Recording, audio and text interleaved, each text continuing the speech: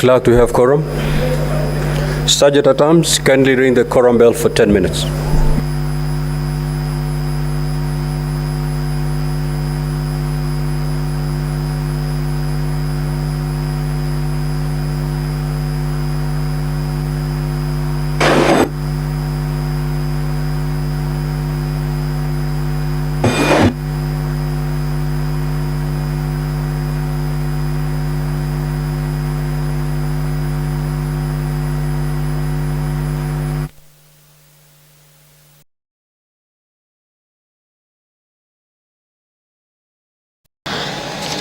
The quorum bell is currently on a ring mode at the Senate this morning, following the directives by the Speaker, Honorable Amason Jeffer Kingi, that the Sergeant at Arms during the quorum bell for 10 minutes to give some sort of leeway for senators to make their way into the chamber this morning, to necessitate the quoration of the House to about 15 senators, according to the standing orders of the House, for the House to commence business this morning, which is the hearing and determination of the proposed removal from office by impeachment of His Excellency Rigathi Gachagua, the Deputy President of the Republic of Kenya.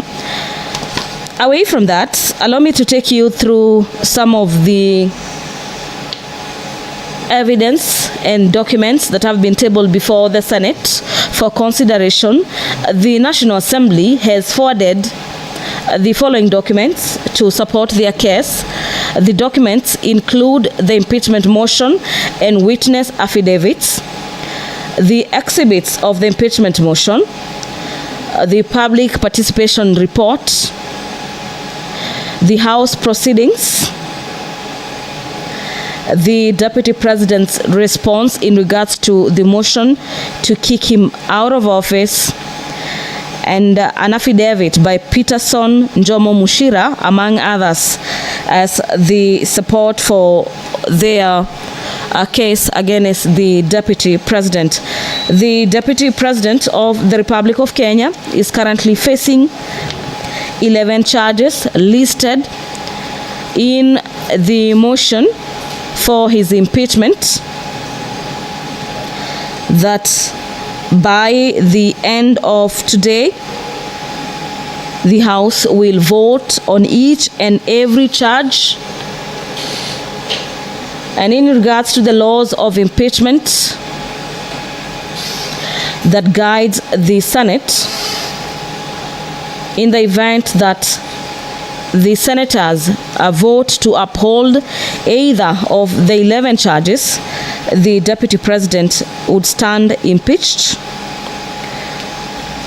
But that will not be the end, or that might not be the end, as he might opt to continue fighting for his political lifeline through the courts. The other probable outcome is that the Senate, upon hearing the defense and the prosecution side, and after having voted, the other way would be to probably, in the event they don't find the charges, the 11 charges, to have been substantiated. And upon taking of the vote, neither of the charge is voted to have been substantiated, then the motion falls and the Deputy President continues to hold office.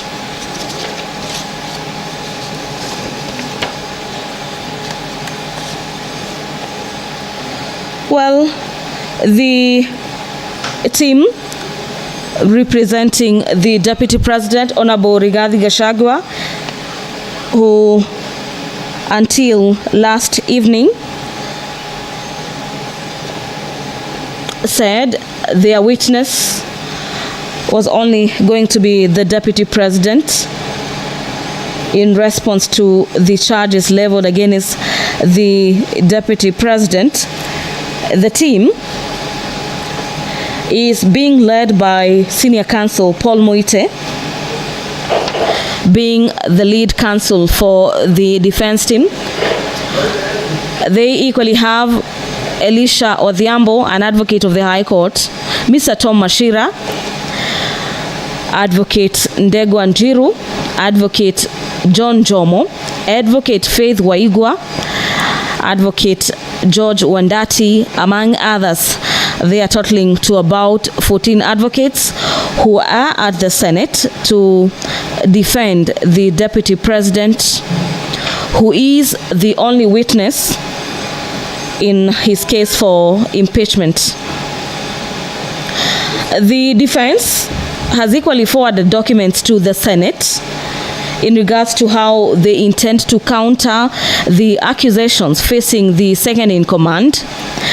The accusation, among them, are the documents that the defense is supposed to be relying on for the better part of today to defend the Deputy President, are the response to the particulars of the allegations in the motion by Honorable Mwengi Mutuse. This is a response to the charges leveled against the Deputy President in the impeachment motion. They equally have presented witness affidavits of Honorable Rigathi Gachagua, EGH, and further witnesses in further affidavits under Volume 4 of their documents by the Deputy President. The defense equally has video and electronic evidence that will be played for the better part of today as they seek to convince senators why they should be throwing out the case against the Deputy President Rigathi Gachagua.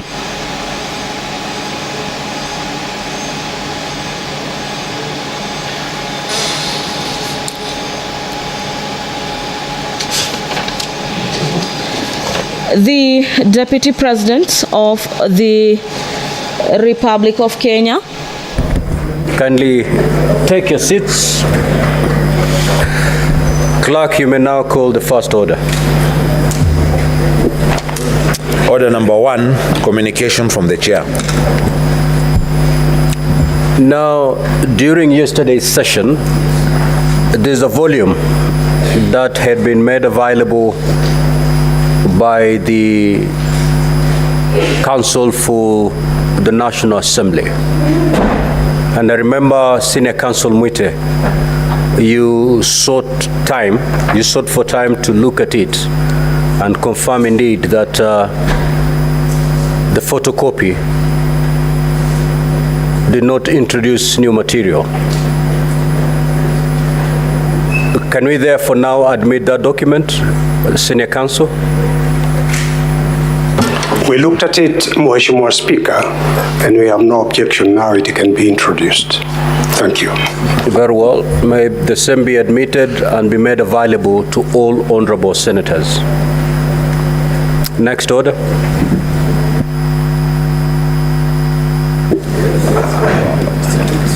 Order number 2, hearing and determination on the proposed removal from office by impeachment of His Excellency Rigathi Gachagua, EGH, Deputy President of the Republic of Kenya. Now, honorable senators, ladies and gentlemen, at the rise of the House last night, the National Assembly had called 2 witnesses. They had done the evidence in chief, cross-examined, re-examined, and it was then the opportunity for the honorable senators to seek for clarifications when the House adjourned. Now, the National Assembly has a balance of 20 minutes to conclude its case.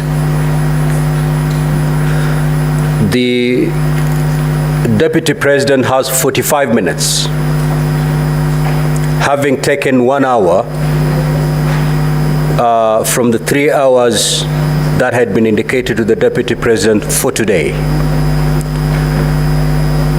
Let us stick to the time so that we can be able to conclude this matter in good time today. Now, honorable senators, ladies and gentlemen, we will start with the clarifications sought from the first witness of the National Assembly, Honorable Mutuse. Thereafter, we will move to the second witness and conclude, and then we can now allow the National Assembly to call their third witness. Is Honorable Mutuse present? Good. Present, Mr. Speaker. You'll be noting the questions and the clarifications sought from the Honorable Senators. The Honorable Senator for Nandi. Thank you, Mr. Speaker. Just clarification, but since we had started yesterday with the word of the Lord, I want to leave to my brother Ekomas Mutuse through you. In Proverbs 12 verses 22, the Lord detests lying lips, but he delights in those who is telling the truth. So, Mheshimiwa Mutuse Ekomas, I leave you